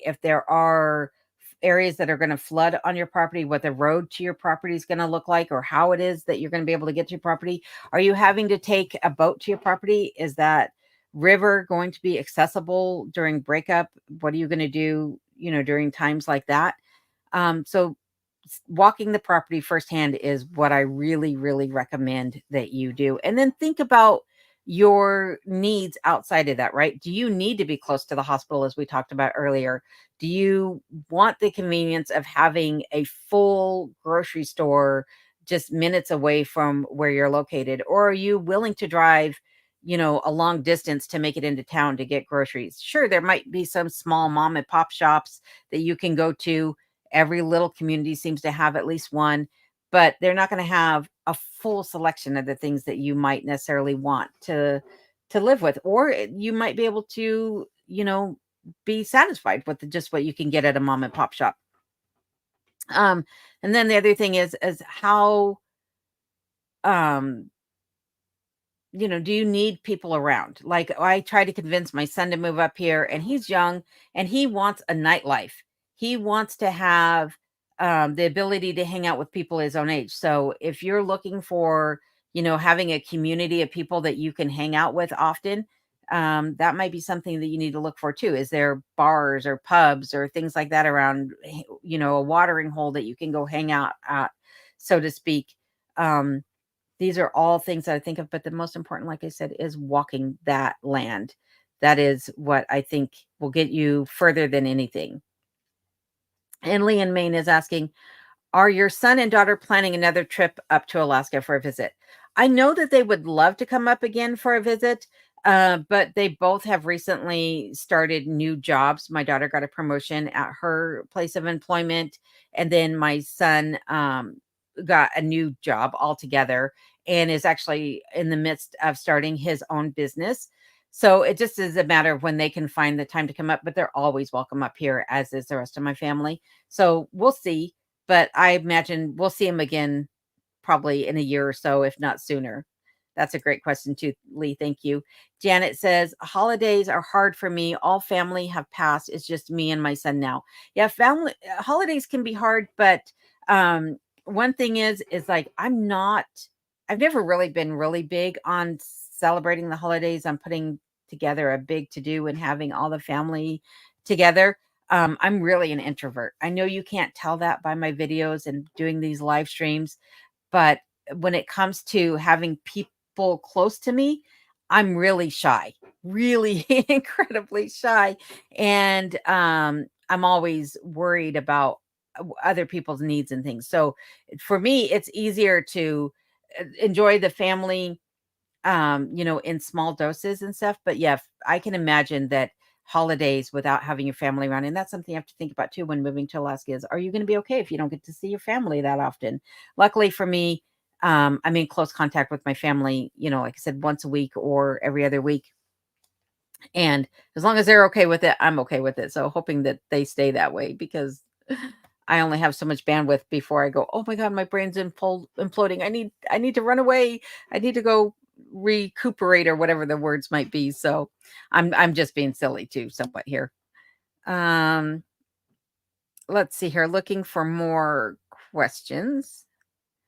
Let's see here. Scott says, do you know the joke about how to determine a black bear's presence? That I do not, Scott. I do not know that joke, and I'm afraid to find out. Uh, and Jack Brown is also encouraging everyone to do your research on first aid and CPR. It's not that difficult to learn. If he can do it, anyone can do it. Same thing. If I can learn it, anyone can learn it. It is just one of those things that you definitely need to do your practice on as well. It's one thing to have taken a first aid and a trauma course, kit, a stop the bleed course. But it's another thing to actually put it into use and to become so familiar with it that it becomes second nature should a trauma happen, because in those moments, your thoughts tend to become chaotic. And if it isn't second nature for you, those are minutes lost for sure. Scott says, someone told me it's a good idea to wear bells to let the bears know you can stay as clear as a human is about. to know stay clear as a human is about. So the bears know to stay clear. Oh, I got you. Okay, yep. Yeah, bells, you do want to make noise. So you don't want to be walking through the woods quietly because you're going to startle a bear and then the bear is more apt to attack. You do want to let the bear know that you're around. So talking is another thing you can do to alert the bears that you're there, making, loud noises. You'll see people on the trails doing things like that. But yes, I do agree that you need to let them know your presence is there. Let's see here. And Rob is saying those are dinner bells. Lol. Just kidding. They do work. Yeah, letting the bears know dinner served. Just kidding. Um, Jeep is seconding that emergency services are so badly needed in remote parts of Alaska. This is true. This is not just for the area where I live, but for all remote parts of Alaska. Financing these emergency services is something that the state, not saying the state government independently, but the state as a whole has suffered in recently, and the remote areas are facing the consequences of such. So I agree that remote services or remote areas need more emergency services and aid in that area. Ellen is asking, how old is Kenai? I'm sorry, Mary Ellen. And Kenai is about 13 years of age, 12 or 13. Yeah, somewhere in there. I found him when he was probably about 9 months of age. And that was a good number of years ago. Um, in fact, I found him while overlanding. I was about 4 days into a 16-day overlanding trip when I found this dog about 20 miles outside of anywhere in a remote area of Montana. And I couldn't let him just be out on this highway at dusk because he's a black dog. And I knew that if he was crossing the highway, somebody would have probably hit him. And so I tried to find where he could have come from, had absolutely no luck. And he wound up coming with me and then eventually home with me. And he's now my best friend. He is the best dog I've ever had. And he definitely has a lot of personality for sure. Let's see here.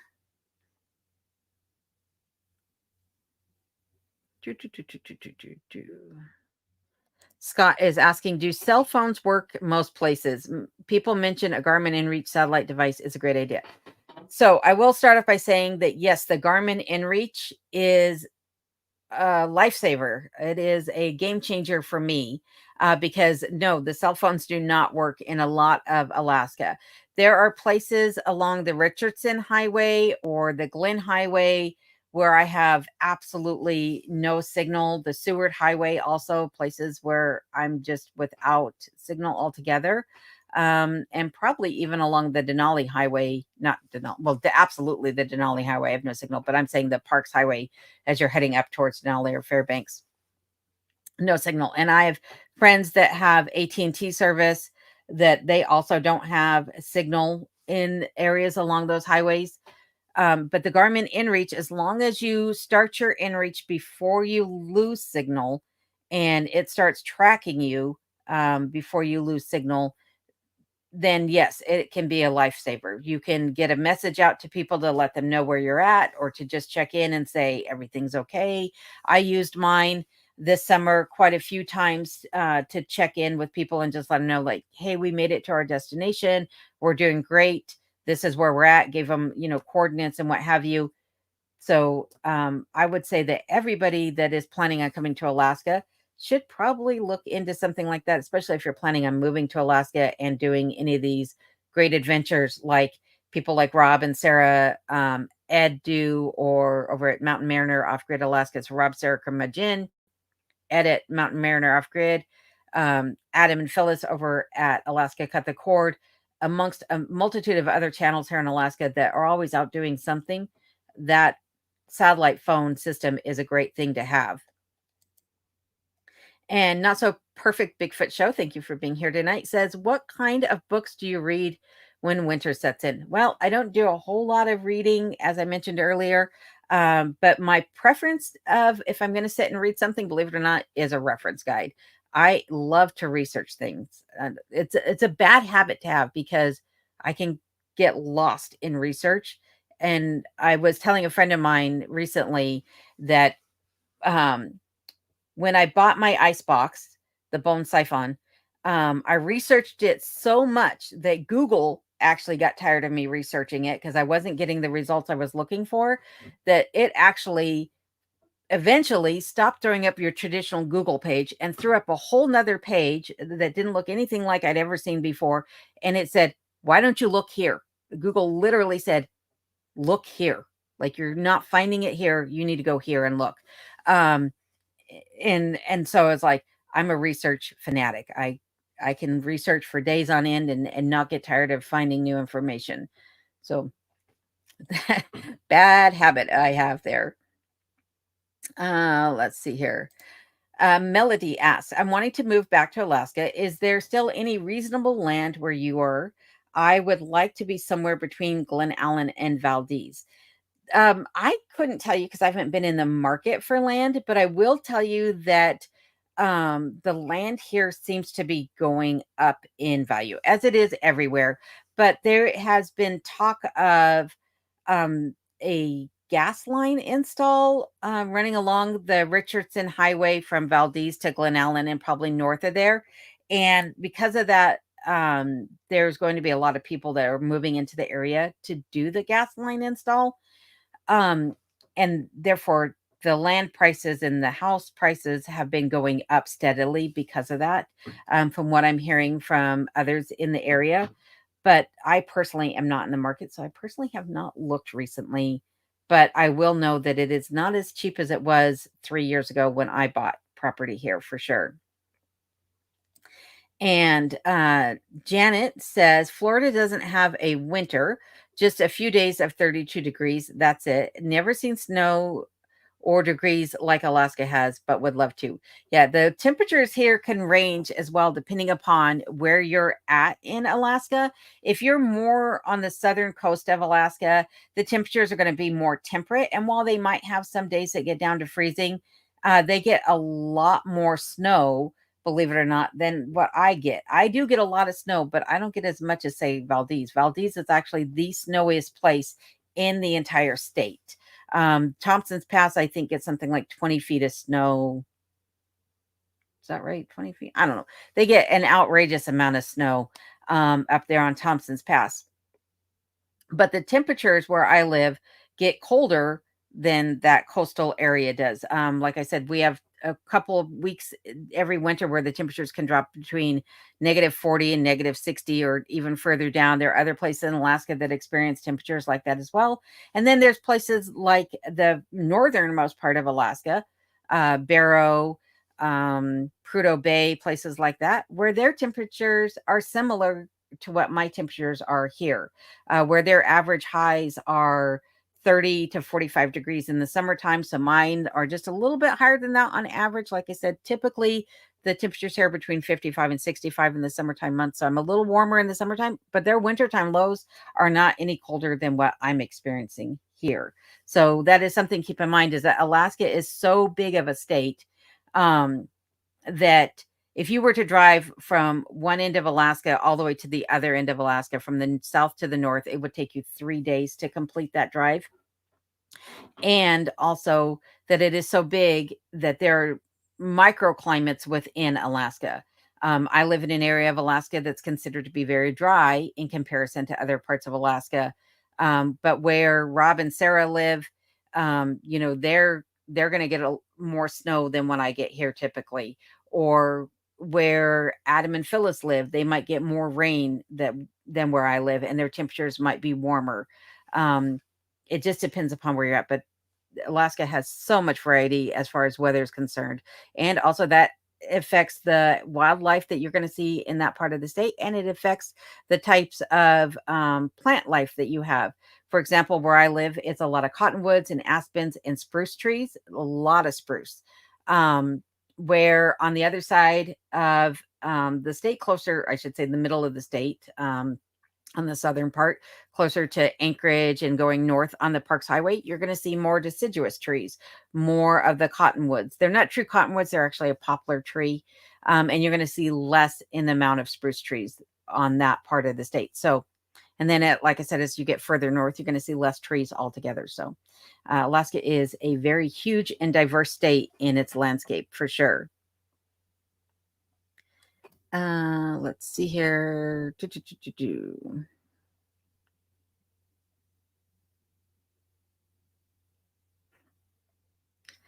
Um,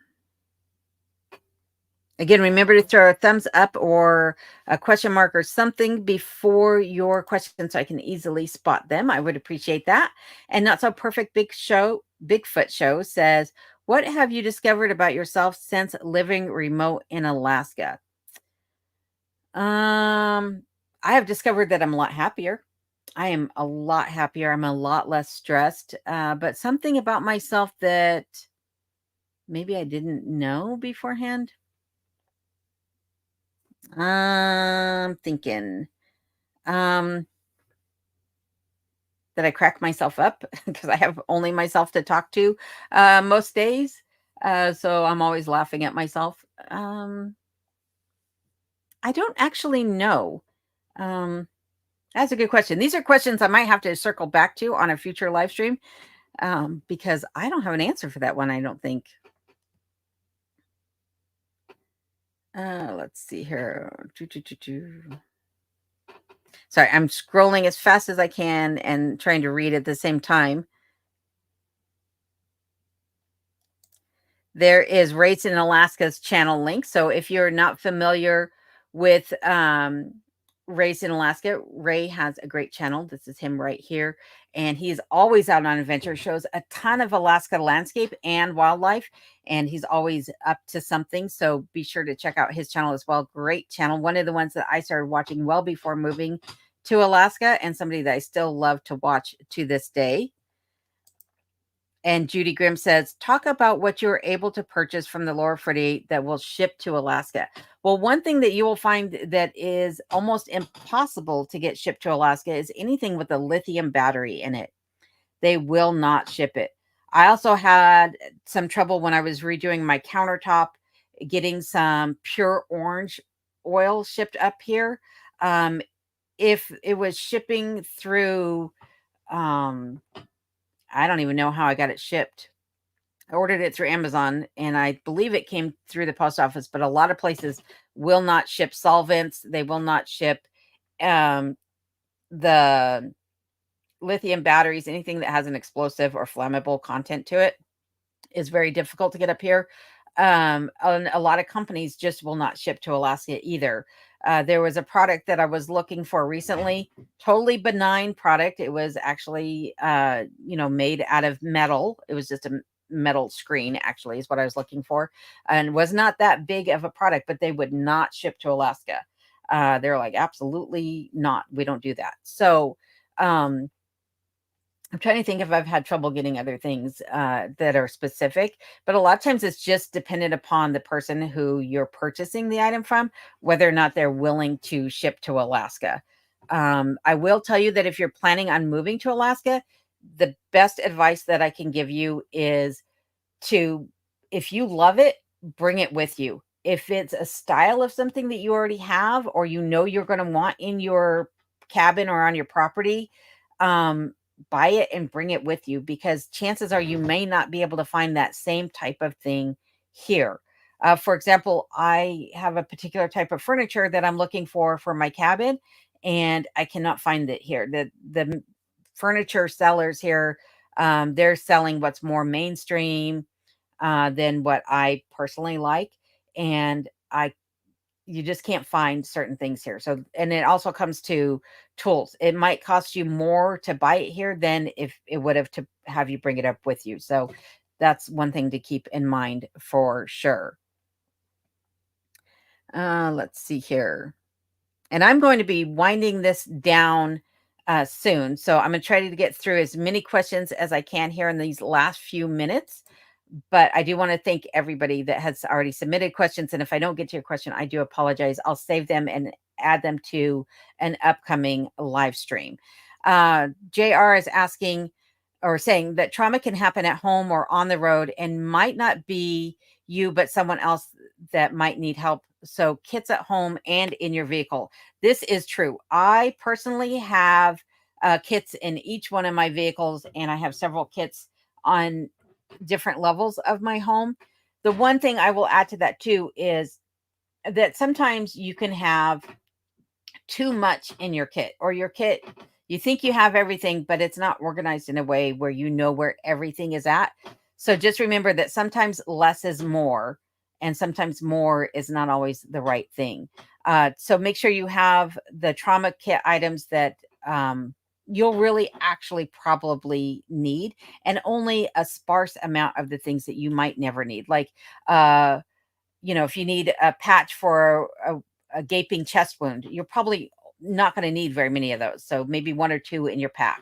Um, a a tube that can run down the nose to help ventilate somebody, probably you only need one of those, things like that. But gauze, you're going to need tons of gauze. You're going to need tons of bandages. You're going to need, antiseptic or iodine, things like that. There are things that I would definitely have in my kit, and some things that I definitely need to probably take out of my kit because they're just taking up space and I have too much of them. So that is a great point to make for sure, JR. Tara says, coming to Alaska September 3rd, how to dress, coming to Fairbanks and leaving from Anchorage on the 10th. September 3rd. Best things to see first time there, doing the Denali Star already. Okay, so September, the temperature is a little bit cooler.